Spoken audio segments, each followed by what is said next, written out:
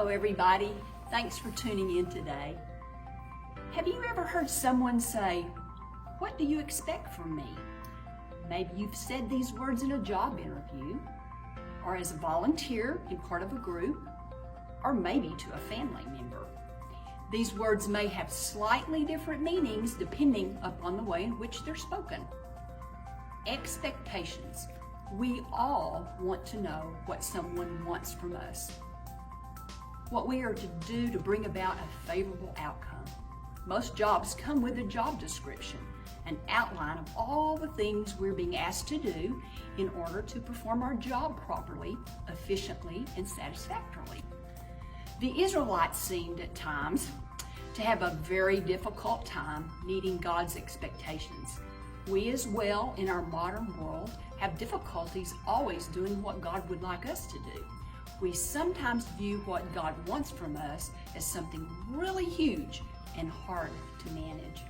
Perhaps we feel overwhelmed at the thought of trying to please both those people who are in our lives, such as our family and friends and employers, and with the thought of pleasing God. In the book of Micah, we find the Israelites yet again finding disfavor with God. One of the commentators I read likened the setting in Micah chapter 6 to a courthouse with Israel on trial in God's courtroom. God brings his complaint against Israel. He's the prosecutor. He offers what their response might be, the defense, and then told them in Micah 6:8 exactly what he wanted from them, being the judge. Let's read Micah 6:8. He has showed you, O man, what is good. And what does the Lord require of you? To act justly, and to love mercy, and to walk humbly with your God. I think these verses, while always important, might really be verses to which we need to give our attention, especially during these days where many of us are confined within a home where more than one person lives. Yet they're also important for people who are living alone. What the Lord requires of us is pretty simple. He gives us 3 conditions. First, he wants us to act justly. Well, what does that mean? It means that you need to act in a morally right or fair way towards others. It means that in your deepest heart, your attitude towards others is helpful and kind. Basically, it means to treat other people the way you want to be treated. Second, he wants us to love mercy. Mercy defined is compassion or forgiveness shown towards someone whom it is within one's power to punish or harm.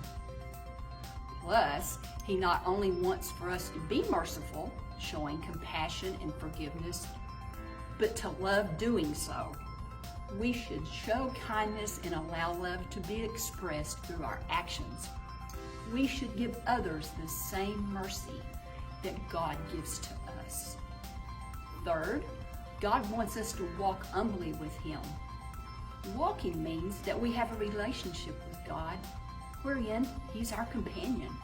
We should have an easy, conversational relationship with God, a friendship. Being humble means that we have a modest or low estimate of our own importance. We are to remember who God is. He is our God.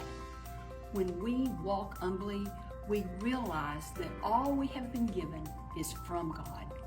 Our motive should be humble in nature, self-giving, and self-sacrificing. Charles Spurgeon said it like this: humility must be in the heart, and then it will come out spontaneously as the outflow of life in every act that a man performs. Think about how your relationships, especially right now, could benefit from meeting these 3 requirements from God. Would interactions with those in your homes be softer and kinder? Would the atmosphere in your home be much improved if you allowed love and compassion to be expressed in things that you said and did? Would your attitude be improved if you realized that you do have a friend, a companion, who wants to spend time with you and does not need to be 6 feet away. What do you want from me? I believe Micah 6:8 is our roadmap to meet God's expectations from us, acting justly, loving mercifully, and walking humbly with God. Have a wonderful week.